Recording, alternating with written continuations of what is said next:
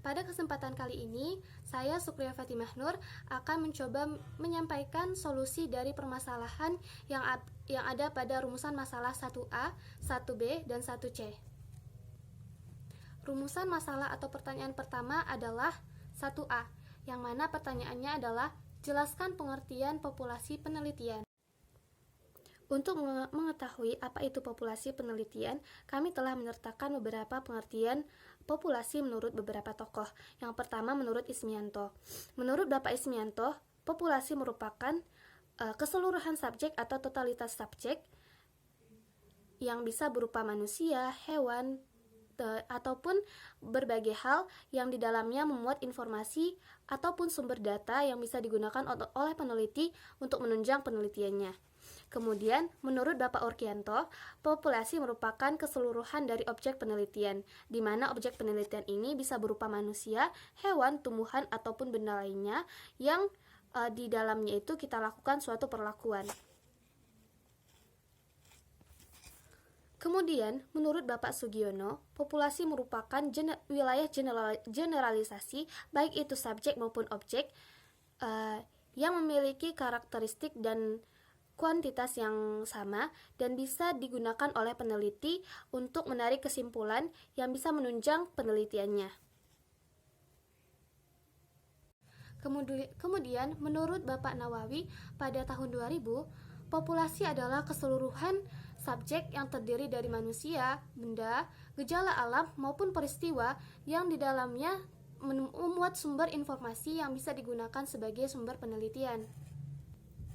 Dari beberapa pengertian populasi menurut beberapa tokoh, maka bisa kita ambil kesimpulan bahwa populasi penelitian adalah keseluruhan subjek maupun objek yang di dalamnya berupa manusia, hewan, tumbuhan, benda, maupun gejala alam ataupun peristiwa yang mendukung peneliti yang di dalamnya memuat informasi mengenai data-data yang mendukung penelitian kita. Jika dilihat dari jumlah populasi, maka populasi juga bisa dibagi menjadi dua bagian. Yang pertama adalah golongan dari populasi terhingga atau terbatas, yakni populasi yang memiliki sumber data yang jelas antara batasan-batasannya secara kuantitatif. Contoh yang kami sajikan adalah jumlah penderita COVID-19 di daerah Sumatera Utara pada tahun 2020. Kemudian, golongan yang kedua adalah populasi tak terhingga, yakni populasi yang sumber datanya kurang jelas bagaimana batasan-batasannya secara kuantitatif. Contoh yang kami sajikan adalah jumlah penderita COVID-19 tanpa gejala yang berkeliaran ke mal maupun daerah umum lainnya. Kenapa kami menggunakan penderita COVID-19 tanpa gejala? Karena data dari orang-orang yang tersebut masih kurang adanya dan belum bisa dipastikan berapa orangnya. Kemudian, jika dikaji dari kompleksitas objek, maka populasi juga bisa dibagi menjadi dua. Yang pertama adalah populasi homogen, di mana pada populasi ini anggota kelompoknya memiliki sifat yang sama satu sama lain. Kemudian ada populasi heterogen, di mana pada populasi ini beberapa anggota populasinya memiliki sifat yang berbeda dengan individu lainnya. Contohnya, apabila populasi bunga mawar yang memiliki sifat warna yang berbeda disatukan dalam satu populasi yang sama oleh seorang peneliti, maka ini bisa dikatakan sebagai populasi yang heterogen.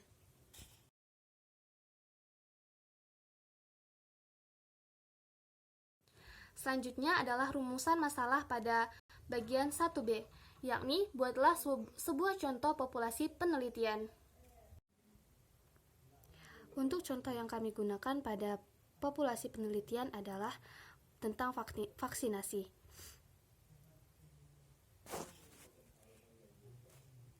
Di mana contoh populasi penelitiannya adalah populasi mahasiswa yang telah melaksanakan vaksinasi di Kota Padang, Sumatera Barat pada bulan Juni 2021. Kemudian kami juga melanjutkan dengan menyertakan contoh sampel penelitian, yakni peneliti hanya mengambil data maupun keterangan dari 15 mahasiswa yang telah melaksanakan vaksinasi 1 dan 2. Ke-15 mahasiswa ini juga akan ditanyakan atau diminta keterangannya setelah melaksanakan isolasi mandiri selama 14-15 hari. Rumusan masalah selanjutnya adalah bagian 1C, yang pertanyaannya adalah jelaskan pengertian sampel penelitian. Untuk memahami apa itu sampel penelitian, marilah kita simak pengertian sampel menurut para ahli. Yang pertama, menurut Bapak Arikunto. Menurut Bapak Arikunto, sampel merupakan perwakilan dari populasi yang ingin kita teliti. Yang kedua, menurut Bapak Sujana dan Ibrahim, mereka menyatakan bahwa sampel adalah sebagian dari populasi yang dapat kita jangkau yang memiliki sifat yang sama dengan populasi. Maka dapat kita tarik kesimpulan bahwa populasi penelitian adalah perwakilan dari anggota kelompok suatu populasi yang menjadi wakil yang memiliki sifat yang sama dengan populasi tersebut, yang dapat mewakili populasi tersebut untuk dijadikan sebagai objek penelitian. Supaya sampel penelitian memiliki bobot yang representatif terhadap populasinya, maka ada beberapa faktor yang kami sarankan untuk peneliti terapkan saat mencari sampel yang tepat untuk penelitiannya. Yang pertama adalah derajat keseragaman atau degree of homogeneity populasi. Semakin kompleks populasinya, maka sampel yang digunakan juga akan semakin besar. Derajat keseragaman ini bisa berupa keseragaman sifat yang dimiliki oleh sampel yang kita ambil dengan populasi yang sedang kita amati. Yang kedua adalah derajat kemampuan peneliti menggunakan sifat-sifat khusus yang ada pada populasi. Nah, sifat-sifat khusus yang ada populasi ini akan dicari pada sampel-sampel tertentu untuk dijadikan sebagai sampel penelitian oleh peneliti tersebut. Yang ketiga adalah presisi atau keseksamaan yang dimiliki oleh peneliti. Dan yang keempat adalah kemampuan peneliti dalam menggunakan teknik pengambilan sampel yang tepat untuk mengambil sampel pada suatu populasi. Apabila peneliti mampu menggunakan faktor-faktor tadi untuk mencari sampel yang tepat bagi penelitiannya, maka peneliti akan mendapat keuntungan tersendiri. Yang pertama adalah adanya penghematan biaya penelitian, kemudian waktu yang dipergunakan akan lebih sedikit, dan tenaga yang dikeluarkan juga akan lebih efisien. Kedua, kemungkinan hasil akan diperoleh lebih baik, lebih tepat, karena peneliti akan lebih berhati-hati dalam menggunakan sampel yang telah diperoleh. Kesalahan peneliti akan jauh lebih sedikit karena sampel penelitian yang digunakan juga memiliki kuantitas yang sedikit pula.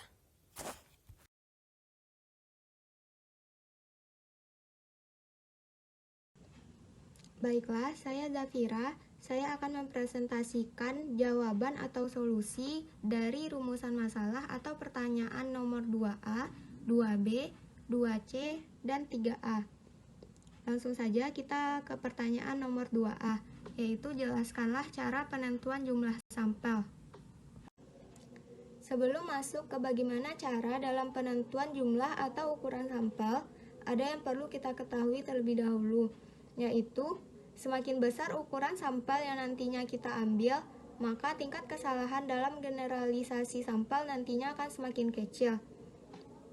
Artinya, jumlah sampel mendekati jumlah populasi, maka peluang kesalahan generalisasi sampel terhadap populasi nantinya akan semakin kecil. Ini berlaku sebaliknya.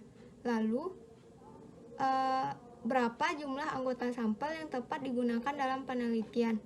Nah, hal ini tergantung dari tingkat ketelitian dan tingkat kesalahan yang kita kehendaki dalam penelitian. Karena sampel yang baik adalah sampel yang representatif. Sampel representatif adalah sampel yang mewakili seluruh populasi. Contohnya, populasinya mahasiswa FMIPA. Berarti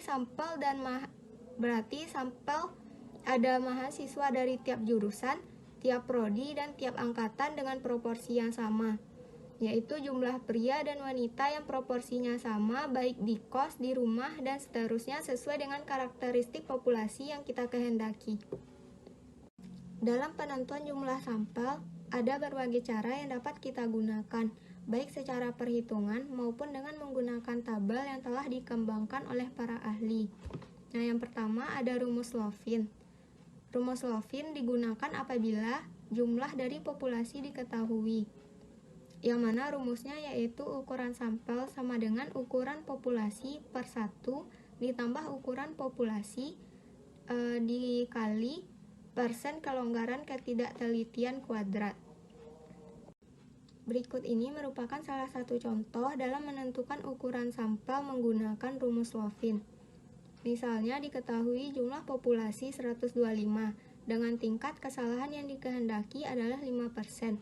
Maka jumlah sampel yang digunakan yaitu ukuran sampel sama dengan 125 yaitu ukuran populasi per 1 ditambah ukuran populasi 125 dikali tingkat kesalahan yang dikehendaki yaitu 5%, yang nantinya akan menghasilkan 95,23. Kemudian dibulatkan sehingga menjadi 95 orang atau responden sampel nantinya. Selanjutnya, cara penentuan jumlah atau ukuran sampel menggunakan tabel Crigi-Morgan. Menentukan jumlah sampel dengan tabel Crigi dan Morgan ini didasarkan atas kesalahan 5%. Artinya, nantinya diperoleh taraf keyakinan 95% terhadap populasi. Cara melihatnya sangat mudah, yaitu tinggal dicocokkan populasi yang kita miliki. Ini merupakan tabel dari Crigi dan Morgan. Nah, caranya sangat mudah, yaitu misalnya kita mempunyai ukuran populasi 15, maka tinggal dilihat 15 berarti sampelnya 14. Atau misalnya kita mempunyai ukuran populasi 1200, maka sampel yang akan kita gunakan nantinya sebanyak 291. Cara selanjutnya yaitu dapat menggunakan tabel Isaac-Michael. Metode yang dikembangkan ini ada beberapa syarat yang harus dipenuhi, yaitu apabila diketahui jumlah populasinya, kemudian pada taraf kesalahan atau signifikan level 1%, 5%, dan 10%. Lalu cara ini juga khusus digunakan untuk sampel yang berdistribusi normal, sehingga tidak bisa digunakan untuk sampel yang tidak berdistribusi normal, seperti sampel yang homogen. Cara ini juga sangat praktis, hampir sama dengan tabel Crigi-Morgan. Cukup dengan mencocokkan jumlah populasi dengan taraf kesalahan yang kita kehendaki. Nah, ini merupakan tabel dari Isaac dan Michael. Ada sedikit perbedaan dari tabel Crigi dan Morgan tadi, yaitu selain ada N atau ukuran populasi dan ada S atau ukuran sampel yang nantinya akan kita gunakan, di tabel Isaac dan Michael ini juga ada taraf signifikansi 1%, 5%, dan 10%. Taraf signifikansi adalah taraf kesalahan atau taraf kekilafan. Nah, taraf ini tergantung kepada kebutuhan penelitian kita nantinya. Misalnya dalam penelitian pendidikan, umumnya digunakan alfa atau taraf signifikansi 5% sampai 10%, tapi yang biasa digunakan adalah 5%. Berarti memiliki tingkat keakuratan 95%. Namun apabila dalam penelitian kedokteran atau bidang kesehatan, alfanya harus makin kecil, karena ini berhubungan dengan nyawa manusia, dengan nyawa makhluk hidup. Langsung saja kita contohkan bagaimana cara menentukan ukuran sampel. Misalnya kita memiliki ukuran populasi 280 dengan alfa atau taraf signifikansi 5%. Maka tinggal dilihat pada tabel Isaac-Michael yang mana berarti sampel yang kita gunakan yaitu 155 sampel. Ini menyimak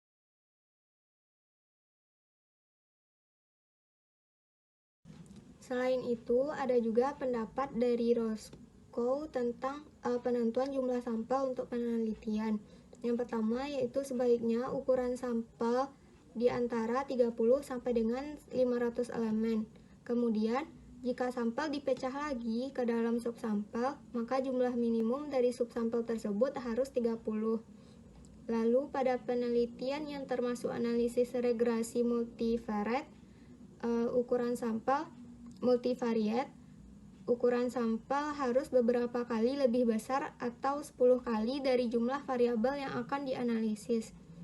Kemudian untuk penelitian eksperimen yang sederhana dengan pengendalian yang ketat, ukuran sampel bisa antara 10 sampai dengan 20 elemen.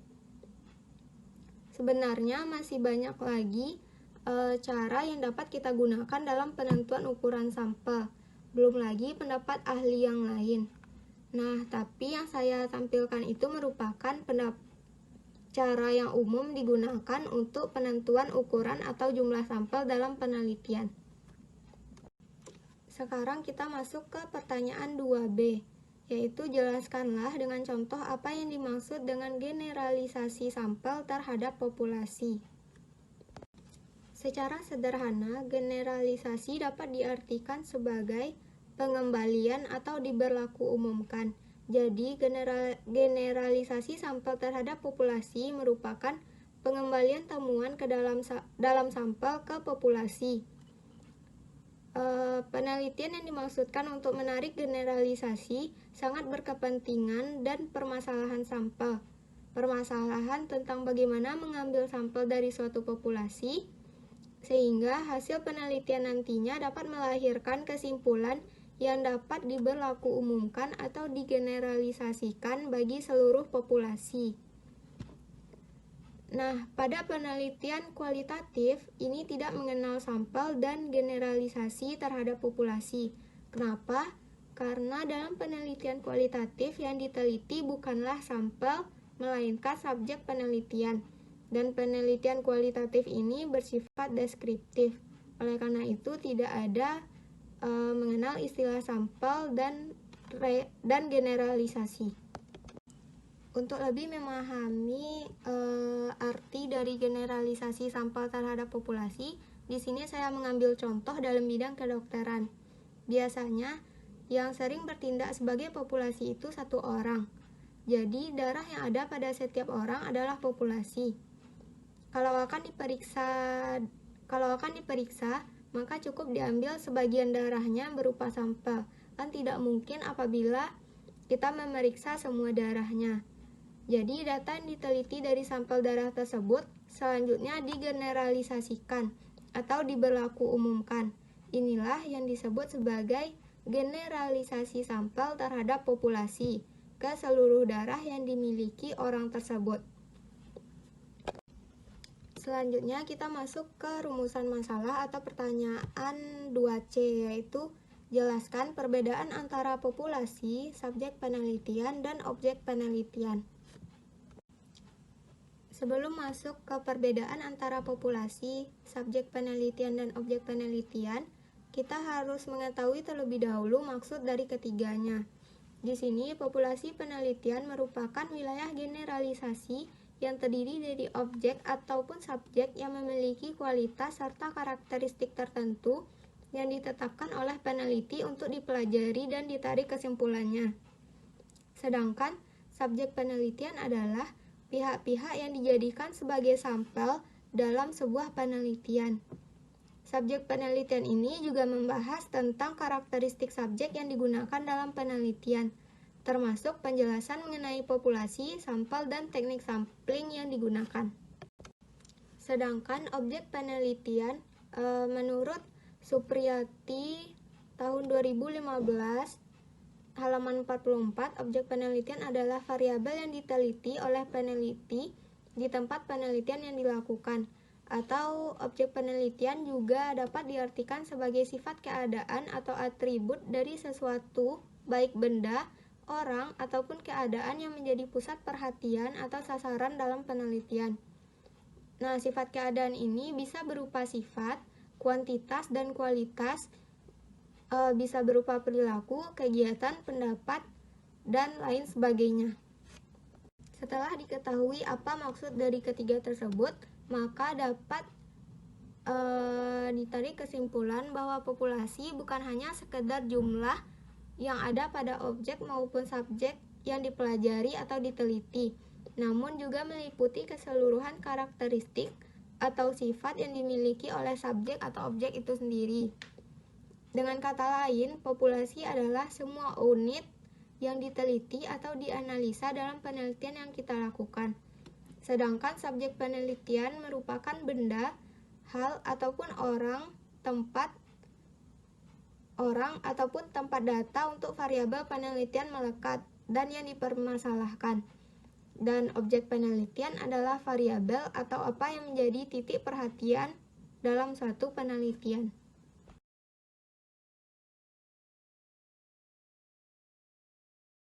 Selanjutnya kita masuk ke pertanyaan nomor 3A, yaitu jelaskanlah perbedaan antara probability sampling dengan non-probability sampling. Apa itu probability sampling? Probability sampling merupakan teknik pengambilan sampel yang memberikan peluang yang sama bagi setiap anggota populasi untuk dipilih menjadi anggota sampel. Nah, teknik dalam pengambilan sampel ini selalu melibatkan proses pengacakan pada setiap langkah. Kemudian, suatu metode pemilihan ukuran sampel dari populasi di mana setiap anggota populasi mempunyai peluang yang sama dan semua kemungkinan penggabungannya nanti diseleksi sebagai sampel mempunyai peluang yang sama juga atau Wiersma. Sekarang kita masuk ke non-probability sampling. Non-probability sampling merupakan teknik pengambilan sampel di mana yang tidak memberikan peluang atau kesempatan sama bagi setiap unsur atau anggota populasi yang dipilih nantinya menjadi sampel. Nah, teknik pengambilan sampel ini diantaranya ada sampling insidental, ada sampling bertujuan, ada sampling bola salju, dan sampling kuota. Ciri khas non-probability sampling yaitu pengambilan sampel berdasarkan pertimbangan tertentu. Kemudian, semua anggota tidak memiliki peluang yang sama untuk dipilih sebagai sampel, dan bagian tertentu dalam semua kelompok secara sengaja tidak dimasukkan ke dalam pemilihan. Setelah mengetahui apa itu probability sampling dan non-probability sampling, sekarang kita dapat mengetahui apa perbedaan signifikan antar keduanya, yaitu yang pertama, dalam segi teknik pengambilan sampel. Dalam probability sampling, subjek populasi mendapatkan kesempatan yang sama untuk dipilih sebagai sampel yang representatif atau sampel yang bisa mewakili seluruh populasi. Sedangkan pada non-probability sampling, metode pengambilan sampelnya tidak diketahui bahwa individu dari populasi mana yang akan dipilih sebagai sampel.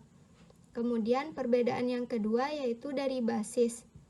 Basis dari probability sampling adalah pengacakan atau kebetulan, sehingga dikenal juga dengan random sampling. Sebaliknya, pada non-probability sampling, teknik pengacakan sampel tidak diterapkan untuk memilih sampel.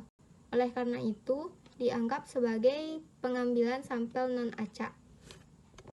Kita masuk ke perbedaan ketiga antara probability sampling dengan non-probability sampling, yaitu karena subjek yang dipilih secara acak oleh peneliti dalam probability sampling, maka nantinya sejauh mana itu mewakili seluruh populasi lebih tinggi dibandingkan dengan non-probability sampling.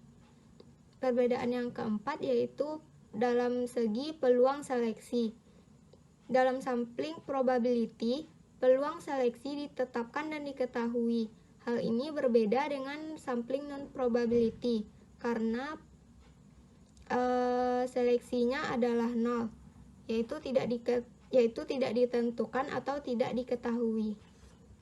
Baiklah, saya akan menjelaskan rumusan masalah selanjutnya, yaitu mengenai jelaskan pembagian dari probability sampling dan non-probability sampling.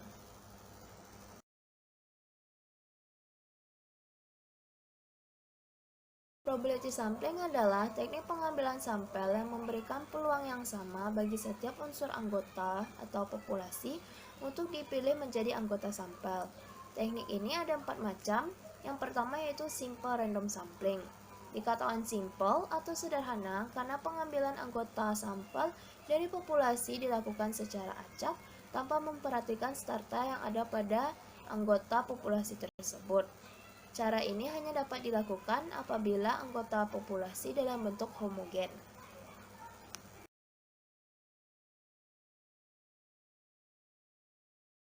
Yang kedua yaitu proportionate random sampling. Teknik ini digunakan bila populasi mempunyai anggota atau unsur yang tidak homogen dan bersarta secara proporsional. Misalnya, suatu organisasi yang mempunyai pegawai dari latar belakang pendidikan yang bersarta, maka populasi pegawai itu bersarta.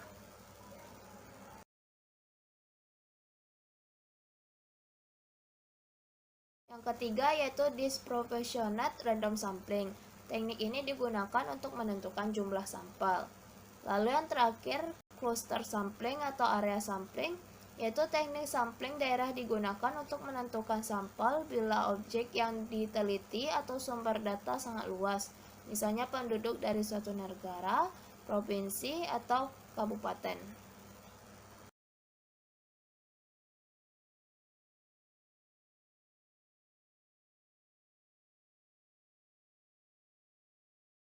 Selanjutnya yaitu non-probability sampling. Adalah teknik pengambilan sampel yang tidak memberikan peluang atau kesempatan yang sama bagi setiap unsur atau anggota populasi untuk dipilih menjadi sampel. Teknik ini meliputi sampling sistematis, kuota, aksidental, prosponsif, jenuh, dan snowball. Yang pertama yaitu sampling sistematis. Adalah teknik pengambilan sampel berdasarkan urutan dari anggota populasi yang telah diberikan nomor urut. Misalnya, anggota populasi yang terdiri dari 100 orang akan diurutkan dari nomor 1 dan nomor 10 dan dilakukan pengambilan sampel secara acak, misalnya nomor genap saja atau ganjil saja.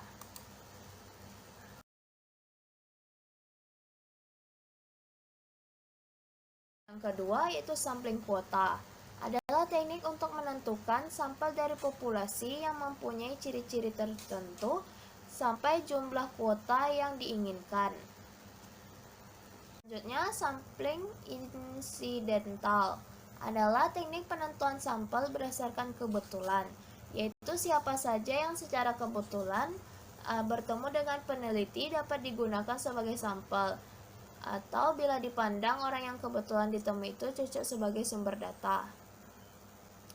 Lalu yang D, sampling purposive adalah teknik penentuan sampel dengan pertimbangan tertentu. Misalnya akan melakukan penelitian dengan kualitas makanan, maka sampel sumber datanya adalah orang yang ahli makanan dan sebagainya. E, sampling jenuh adalah teknik penentuan sampel bila semua anggota populasi digunakan sebagai sampel. Hal ini sering dilakukan bila jumlah populasi relatif kecil, yaitu kurang dari 30 orang. Lalu yang terakhir yaitu snowball sampling. Adalah teknik penentuan sampel yang mula-mula jumlahnya kecil kemudian membesar, ibarat bola salju yang menggelinding yang lama-lama menjadi besar.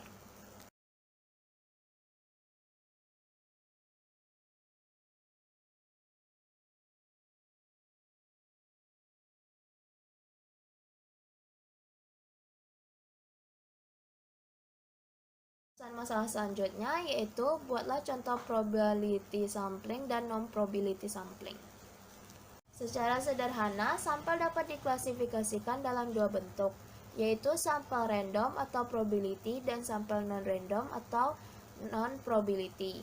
Pada sampel random, setiap individu mempunyai kesempatan yang sama untuk dipilih dan diambil secara random.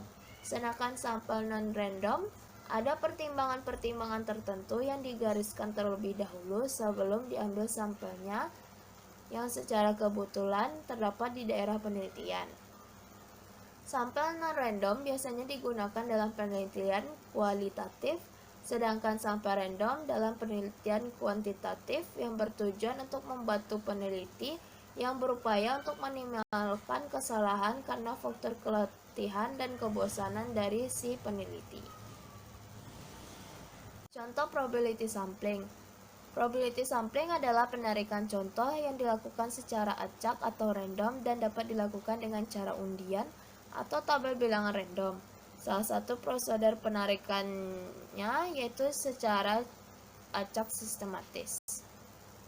Selanjutnya mengenai contoh unprobability sampling, yaitu mengenai penelitian kekurangan gizi anak usia 9-12 tahun.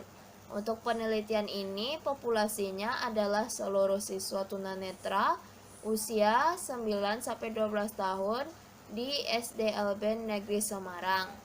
Yang dilakukan adalah penelitian pengembangan atau Research and Development R&D dengan pendekatan one group pretest, post-test design. Pengambilan sampel dilakukan secara non-probability dengan teknik purpose sampling.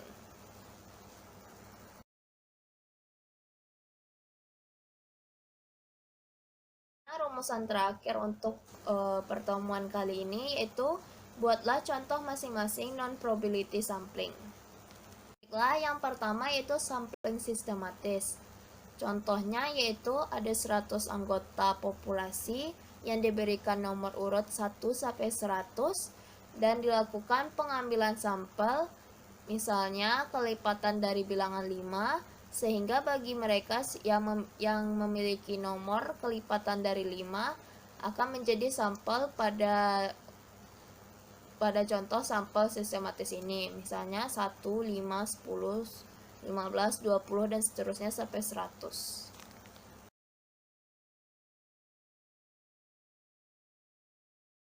Lalu yang kedua yaitu sampling kuota. Sebagai contoh yaitu mengenai pendapat masyarakat terhadap pelayanan masyarakat dalam urusan izin mendirikan bangunan.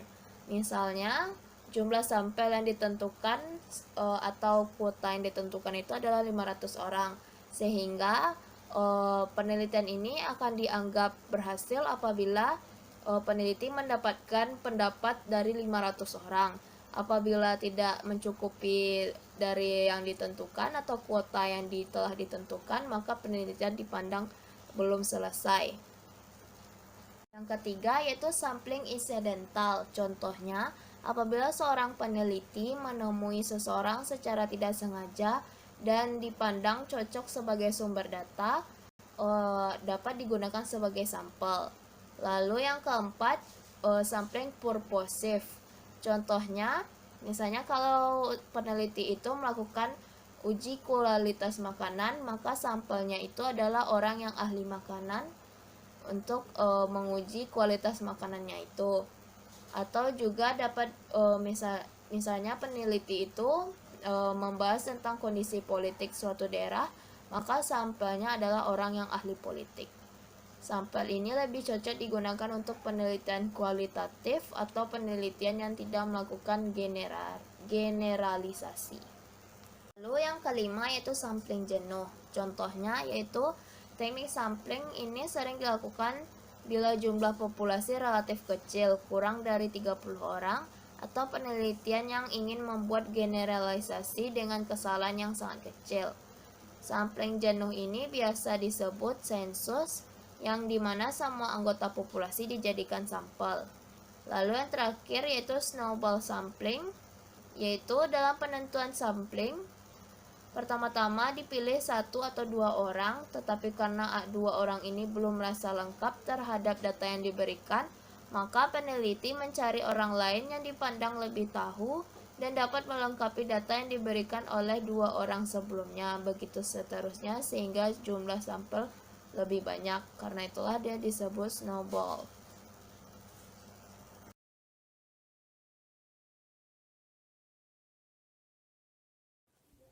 Terima kasih kepada Wulan yang telah menyampaikan solusi dari rumusan masalah 4 dan 5. Dengan demikian, selesailah sudah pemaparan materi mengenai populasi, sampel, dan teknik pengambilan sampel dari kelompok 8. Kami sadar dalam mempersiapkan materi maupun video pembelajaran kali ini, kami masih mempunyai banyak kekurangan. Maka dari itu, kami sangat berharap kritik dan saran dari teman-teman semuanya sebagai bahan evaluasi pada kami sehingga bisa lebih baik ke depannya. Kami ucapkan terima kasih atas perhatian teman-teman semuanya. Semoga ilmu yang kita peroleh pada hari ini akan mendapatkan berkah dari Allah, akan berkah untuk kita ke depannya, baik untuk mata kuliah metodologi penelitian maupun mata kuliah lainnya. Dan semoga ilmu yang kita dapatkan hari ini memperoleh ridho dari Allah Subhanahu wa Ta'ala. Demikian dari kami, banyak salah dan banyak khilaf. Kami mohon maaf dan kepada Allah kami mohon ampun. Wabillahi taufiq wal hidayah. Wassalamualaikum warahmatullahi wabarakatuh.